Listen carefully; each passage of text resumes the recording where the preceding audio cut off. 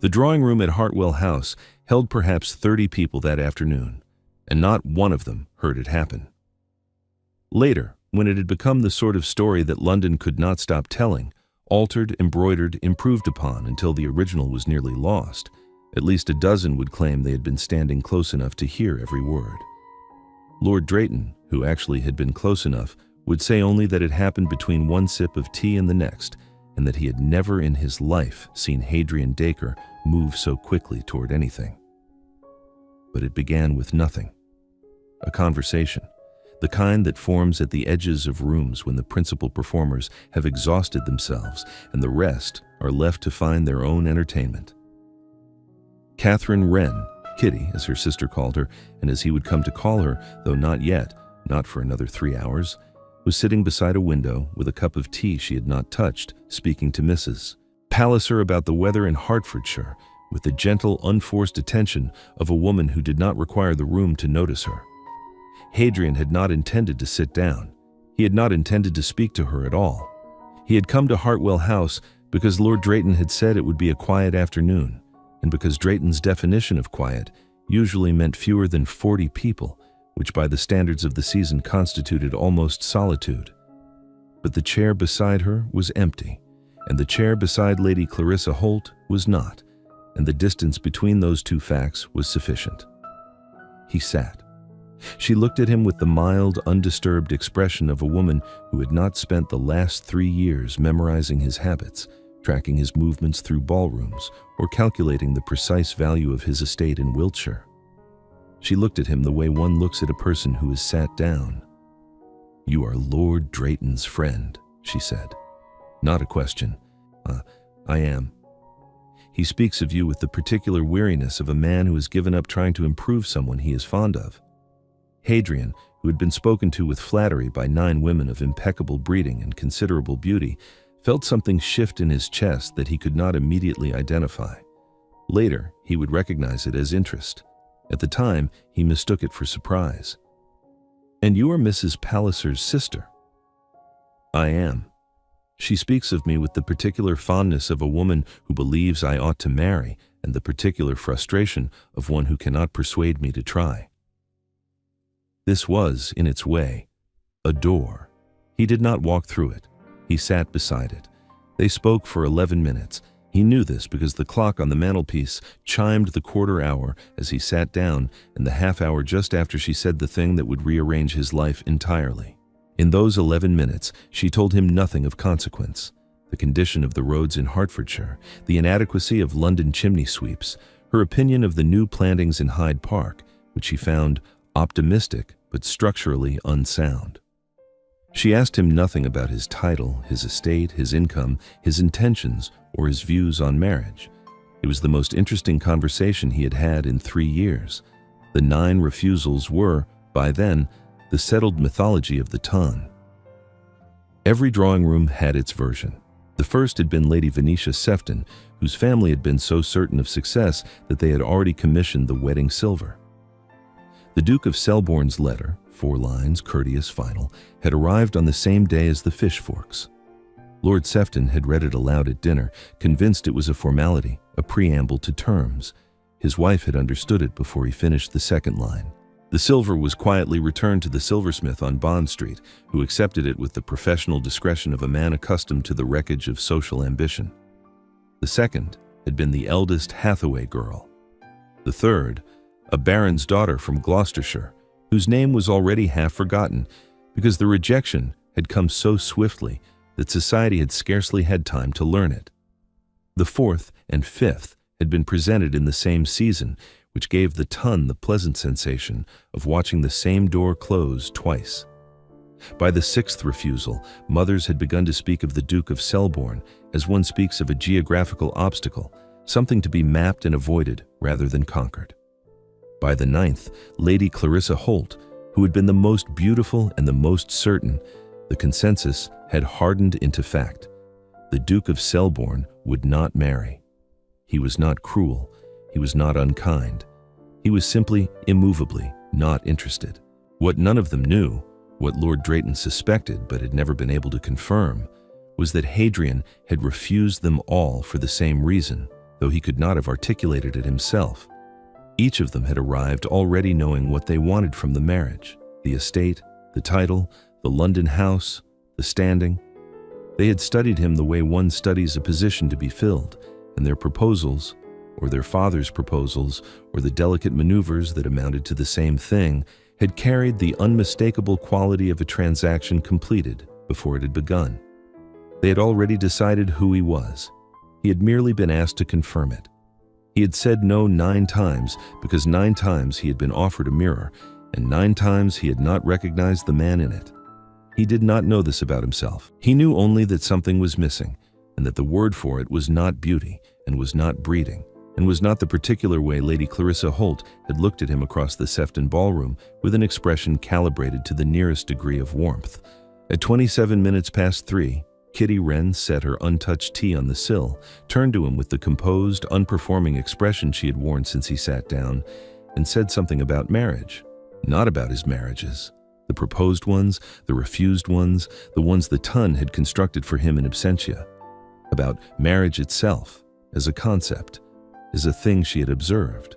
I think, she said, with the tone of someone finishing a thought she had begun before he arrived, that most people marry a version of the other person they have already decided upon and spend the rest of their lives defending the decision. I should not like to be decided upon. I should like to be known, simply known, even the inconvenient parts, especially those. She said it to the window, not to him. She said it the way one says something true that one has stopped expecting anyone to hear. She was not performing honesty.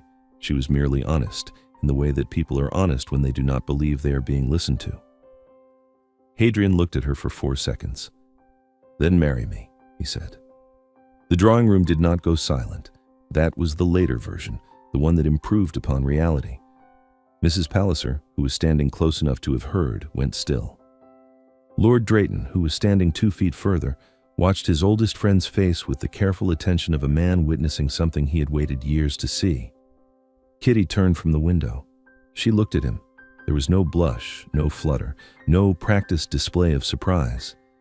She looked at him the way one looks at a person who has said something unexpected in a language one did not know they spoke. "I beg your pardon," she said.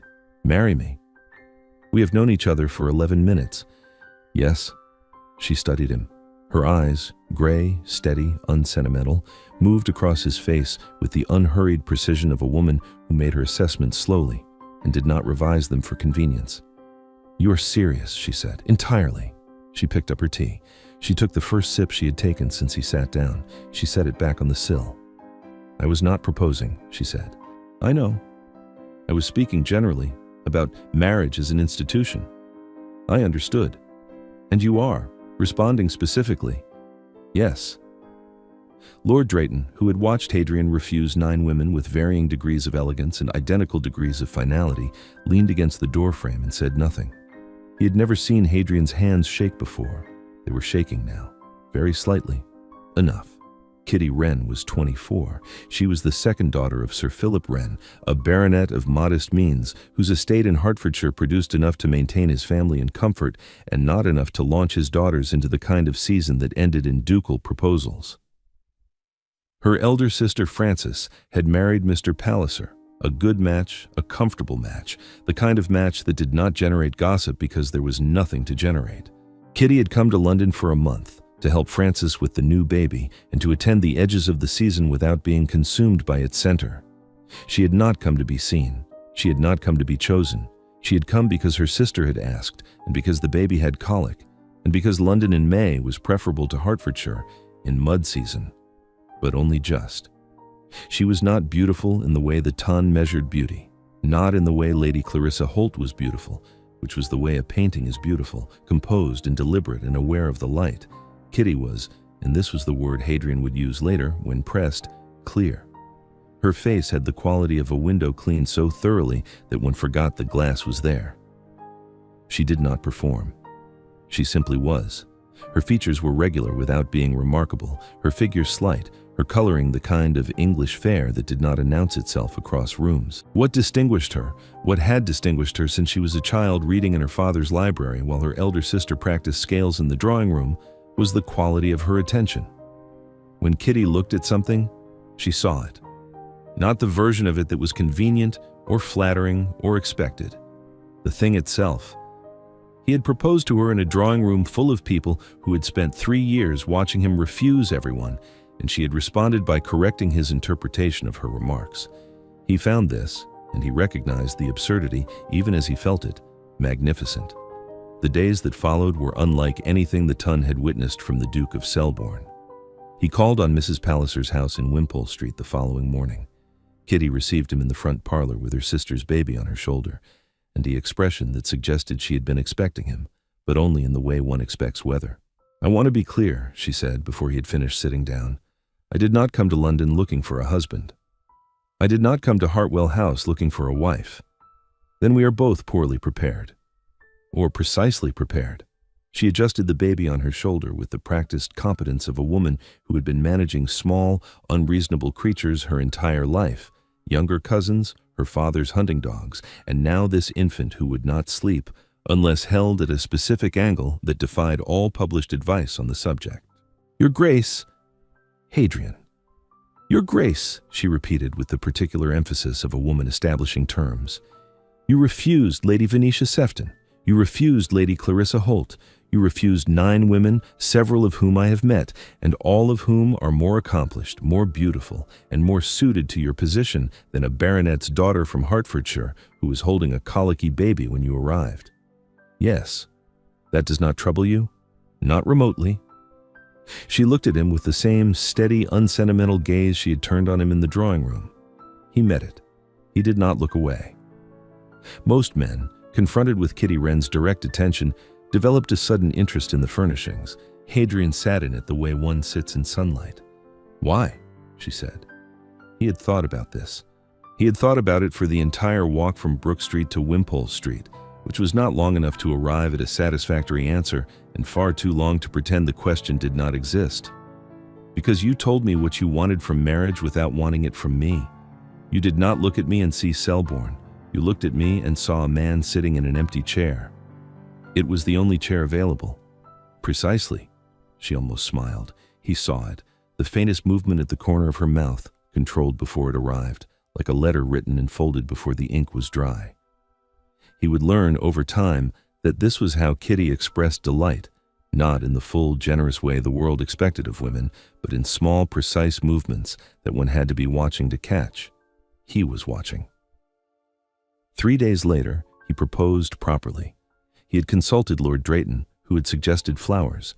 He had consulted his housekeeper, Mrs. Netherwood, who had suggested he wear something other than his riding clothes. He had consulted his steward Kellaway, who had said nothing because Kellaway's genius lay in managing 6,000 acres, not in romantic counsel. And he had the wisdom to know the difference. Hadrian arrived at Wimpole Street at 11 in the morning. He wore his best coat, dark blue, cut by Weston, the kind of coat that cost more than Sir Philip Wren's annual income from sheep, and communicated without words that the man inside it was serious. He carried no flowers because flowers, upon reflection, seemed like the kind of gesture one made when the gesture was the point, and the gesture was not the point. He found Kitty in the garden. It was a small garden, brick-walled, south-facing, the kind of garden that London townhouses maintain as a gesture toward the country they have left behind. A pear tree occupied the far corner, heavy with white blossom that had begun to drop onto the gravel path. Kitty sat on a wooden bench beneath it, her feet tucked under her skirt, a book open on her lap. She wore a morning dress of sprigged muslin, and there were petals in her hair that she had not noticed or had not bothered to remove. She looked up. "Miss Wren," he said. He had rehearsed this. He had rehearsed it on the walk, which was long enough this time because he had taken the route through the park. "I have thought about what you said at Hartwell House. I have thought about little else. I'm asking you, properly, formally, in full awareness of the brevity of our acquaintance and the improbability of this moment, to marry me." She closed her book. She placed it on the bench beside her. She looked at him, the dark blue coat, the serious expression, the hands that were not shaking this time because he had willed them still. And she laughed, not cruelly, not dismissively. She laughed the way one laughs when the world presents something so genuinely, purely unexpected that the body responds before the mind can intervene. It was a real laugh, short, bright, startled out of her before she could catch it. Her hand flew to her mouth. Her eyes widened. "Forgive me," she said immediately. I did not mean—" "You laughed." "I did. I'm sorry. It is only, you are standing in my sister's garden in a coat that costs more than our stable, asking me to be a duchess, and I was reading a treatise on crop rotation." "Is that amusing?" "It is. Unlikely. In the way that eclipses are unlikely. One knows they happen. One does not expect to be standing in the path." He looked at her. The laugh had done something to her face, opened it, the way a room opens when curtains are pulled back. She was looking at him with genuine warmth and genuine bewilderment, and not a trace of the calculation he had seen in 9 other faces across 3 years. "I'm going to ask you again," he said. "Now?" "Now." He did not kneel. He did not reach for her hand. He stood exactly where he was, in the improbable coat, in the small garden behind a terraced house in Wimpole Street, and he said, "Kitty, will you marry me?" He did not phrase it as a question. He said it the way one says something that has already been decided by forces larger than the people involved, the way one says the sun has risen or the tide has turned. She did not laugh. She looked at him for a long time. The garden was quiet. Somewhere inside the house, the baby was crying, and Frances was singing something off-key, and a door was closing. "Yes," she said. "Yes? I will not say it a 3rd time." He sat down on the bench beside her. The treatise on crop rotation was between them. He did not move it. A petal from the pear tree drifted down and landed on the open page. Neither of them brushed it away. "You refused 9 women," she said after a moment. "I did." "And you are choosing me." "I am not choosing you. I am recognizing you. There is a difference." She looked at him sidelong. The almost smile appeared again, the controlled, precise movement at the corner of her mouth. "That is the most romantic thing anyone has ever said to me," she said, "and also the strangest. I am comfortable with both." They sat in the garden for another hour. He told her about Selborne Park, the house, the grounds, the tenant farms that ran along the river valley, the library that his grandfather had built and his father had neglected and he had restored, because a house without books was, to his mind, a house without weather. She told him about Hertfordshire, her father's barley, her sister's wedding, the winter she had read the entirety of Gibbon and emerged in spring convinced that all empires were temporary, but well-managed estates could last. He laughed. She noted this with the mild surprise of a woman who had not expected to make a duke laugh, and the quiet pleasure of a woman who found she wanted to do it again. The Tun received the news the way a body receives a shock, first numbness, then pain, then the long, exhausting process of adjustment. The Duke of Selborne, who had refused Lady Venetia Sefton and her wedding silver, who had refused the eldest Hathaway girl and her 12,000 a year, who had refused Lady Clarissa Holt and her face that launched 1,000 watercolors, the Duke of Selborne was marrying a baronet's daughter from Hertfordshire. A woman no one had heard of. A woman who had not been presented. A woman who, it was reported by Mrs. Palliser's cook to the Sefton housekeeper, and thence to every kitchen in Mayfair, had been holding a baby when the Duke first called. Lady Clarissa bore it with the rigid grace of a woman who had been trained from birth to smile through catastrophe. Lady Venetia bore it less well. The eldest Hathaway girl, who had since married a perfectly adequate viscount, bore it with the satisfaction of one who has survived a narrow escape. Lord Drayton bore it with something very close to relief. "I had begun to worry," he told Hadrian over brandy at the club, "that you were going to refuse everyone until you were 80 and leave the whole question to a second cousin in Norfolk. The second cousin in Norfolk is an imbecile. Hence my concern." The wedding was held at St. George's, Hanover Square, on a Tuesday morning in late June. The church was full.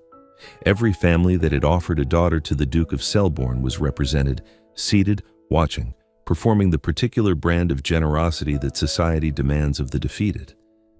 Kitty wore white muslin with a spencer of pale gold silk, and she walked the aisle with her father's arm and an expression of composed, undisturbed calm that made Lady Clarissa Holt grip her prayer book until her gloves creased. Sir Philip Wren, who had received the Duke's letter requesting permission to marry his daughter with the stunned silence of a man who has been informed that his modest Hertfordshire estate has somehow produced a duchess, sat in the front pew and wept quietly into his handkerchief. He was not a man given to displays of emotion, but the sight of Kitty, his Kitty, who had read more books than any woman he knew, and who could assess a field of barley at a glance, and who had never, not once, adjusted herself to fit someone else's expectation of who she ought to be, standing beside a duke who looked at her as though she were the only clear thing in a room full of noise. This undid him, gently and completely. The marriage settled into itself the way a house settles, with small shifts and adjustments, the creak of two lives finding how they fit. Selborne Park, the Duke's seat in Wiltshire, was a house built for ceremony, and Kitty moved through it with the quiet, unself-conscious authority of a woman who understood that running a great estate was not so different from running a small one, only the numbers were larger and the staff more numerous. Mrs. Netherwood, who had served the Duke's mother and had maintained the household through 3 years of refused proposals with the stoic patience of a woman who had seen worse, recognized in the new Duchess something she had not expected: competence without performance. Kitty did not sweep through rooms, she moved through them. She learned the names of every servant within a fortnight and the names of their children within a month, not because it was expected of a duchess, but because she was interested, and her interest was not a tool she deployed, but a quality she possessed. Kellaway, the steward, discovered that the new duchess could read a land survey. This was not a skill he had anticipated. It was, however, a skill he came to rely upon, because Kitty's eye for drainage was, he confided to Mrs. Netherwood over their evening tea, better than most of the surveyors he had hired, and she had the additional advantage of not charging by the hour. Hadrian watched her. He had spent 3 years refusing women who wanted to be Duchess of Selborne, and now the Duchess of Selborne was a woman who read treatises on crop rotation and corrected his steward's calculations and fell asleep in the library with her cheek on a page of agricultural reports.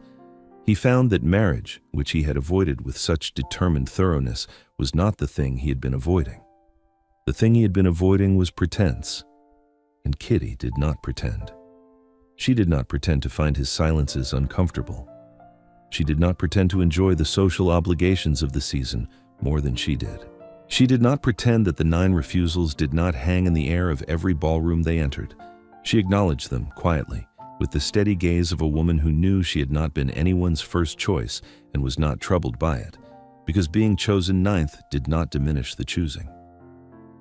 On evenings when the rain came in from the west and the house drew into itself, they sat in the library, she on the settee with her correspondence, he in the wing chair with whatever Kellaway had left for him, and they were silent together with the easy, unhurried silence of 2 people who did not require conversation to feel accompanied. Sometimes she read aloud, a passage from a novel, a particularly absurd letter from her father about the state of his fences, and sometimes he listened and sometimes he did not, and she did not mind either way, because she was not reading for him. She was reading because she wished to, and he was there because he wished to be, and the overlap of those 2 wishes was the architecture of the marriage. What she did not know, what he did not tell her because he did not have the words yet, was that she had not been chosen 9th. She had been chosen first. Every refusal had been a refusal of something that was not her, before he knew what she was. He had been saying no to the wrong thing 9 times, and when the right thing appeared, sitting by a window with a cup of cold tea, speaking about marriage to no one in particular, he had known it the way one knows the ground, not by thinking about it, but by standing on it. They attended the Sefton Ball in November. This was understood by everyone to be a test. Lady Venetia's family and the Duke's new wife, in the same room, under the same chandeliers, observed by every pair of eyes that had followed the saga of the 9 refusals from its beginning. Kitty dressed carefully, a gown of dove-gray silk with ivory lace at the collar, simple and unadorned, the kind of dress that communicated nothing except taste. Hadrian wore black. They arrived together, they entered together. The room, which had been at full volume, dropped to the particular hush that London employs when it wants to watch without appearing to. Let Lady Venetia approach them. This was brave. This was also calculated because Lady Venetia understood that the only thing worse than being the first woman refused by the Duke of Selborne was being seen to mind it. "Your Grace," she said to Kitty, with a curtsy that was precisely calibrated, deep enough for a duchess, shallow enough for a rival. "How lovely to meet you at last." "Lady Venetia," Kitty's voice was warm and even, "I've heard a great deal about you. All of it true, I hope. All of it kind." This was a lie, and both of them knew it, and neither of them minded, because this was how women in their world conducted warfare. With courtesy so precise, it became a kind of respect. Lady Venetia's gaze moved across Kitty's face, down her gown and back, the rapid, comprehensive assessment of a woman taking the measure of someone who had succeeded where she had failed. Whatever she found there, the composure, the steadiness, the absence of triumph, it did not satisfy her, but it did not offend her either. She inclined her head. "You must come to dinner," Lady Venetia said, "next Thursday. We should be delighted." "We should be honored," Kitty replied, and meant it exactly as much as Lady Venetia had meant the invitation, which was precisely enough, and not a syllable more. The room exhaled. Hadrian danced the first dance with his wife. He danced the second with Lady Clarissa, because Lord Drayton had suggested this, and because Hadrian understood, in the way he was beginning to understand, social mechanics, since marrying a woman who navigated them without effort, that this was a necessary kindness. He danced the third dance with Kitty again, and the fourth. By the fifth, Lord Drayton leaned against a pillar and observed to no one in particular that the Duke of Selborne, who had spent 3 years refusing every woman in London, now appeared incapable of releasing one. The season closed. They returned to Wiltshire. The months that followed had the quality of a house with all its windows open, light moving through every room, the particular warmth of two people who had stopped performing and begun simply living. Kitty read in the mornings, Hadrian rode, they met at luncheon and again at dinner, and in the hours between, the house filled with the small, ordinary sounds of a marriage that was working. Her laughter from the library, his boots in the hall, Mrs. Netherwood humming in the kitchen corridor because the house, after 3 years of waiting, finally felt like a house again. In spring, their daughter was born. They named her Frances, after Kitty's sister. Hadrian held her in the first hour and did not speak for a long time, and Kitty, watching him from the bed with the exhausted clarity of a woman who has just accomplished something extraordinary, saw on his face an expression she had not seen before.